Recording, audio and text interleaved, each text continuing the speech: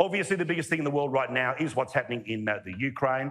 Now, as you know, Russia have come up with this sort of smart aleck-ey way of trying to take parts of the Ukraine by declaring that, essentially, think of them as states or local council areas that have declared themselves to be independent. He promises to defend them. But the reality is that the defending is dropping a whole bunch of things a lot closer to the capital, Kiev. The images that have rolled across our television all evening at this stage are ones that haven't taken life, but we all know what's about to happen.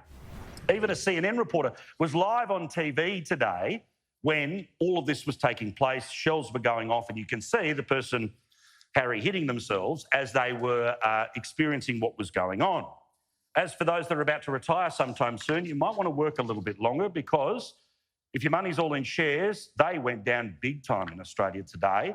Down $73 billion, best part of 3%.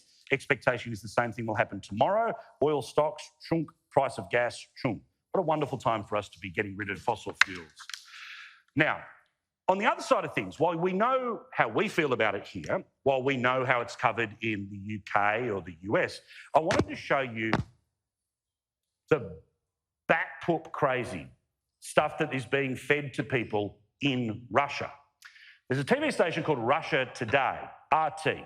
It is the propaganda arm of the Russian government. And what they do is they use American TV quality with British-sounding voices, yet completely do Kremlin talking points. And they have talk shows that pretend to look like things like this. But think of everything that you've heard and everything you know about what's happening in the Ukraine, and listen to the garbage being fed back to people in Russia. The Russians are coming.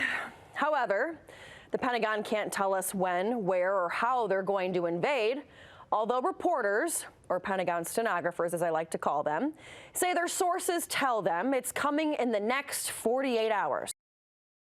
Now, this Sheila also decides to blow up when the press secretary, Jen Psaki, you know, that idiot who always talks about circling back, very passive-aggressive.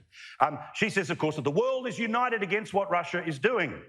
So Russia today disproved this policy by finding a titanic world leader, a massive country that is on Russia's side. Is the whole world is not united on what the United States is doing, like the president of Nicaragua. They're using Ukraine to provoke Russia, and Ukraine is looking to get into NATO. Now, God love Nicaragua. Excellent cigars. But fair dinkum. This is the great world power that they're going for. And then they have their reporters in the field who do, you know, that war correspondent stuff where you crouch down, really serious, you've got a helmet on, you've got the vest. Pay attention to what they think is a war-torn part that Russia is now defending.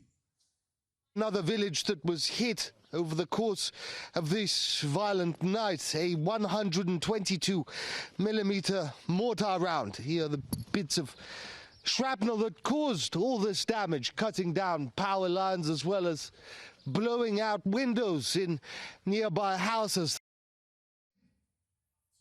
Oh no, the power lines! Seriously! A storm happens in Australia and that happens. And the front yard looks like somebody's been going around in a paddock basher, just doing donuts. Hardly war-torn. Anyway, now they were able to go and try to find some locals to again put a human face on the evil Western aggression. And when they couldn't find those, they talk about dogs.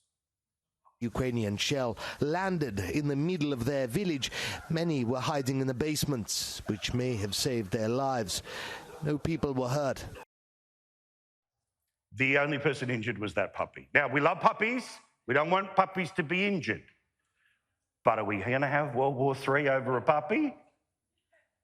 There are some dog owners I know that would be crazy enough to want to go to World War III, but enough about the people who vote for Zali Steggall. Now,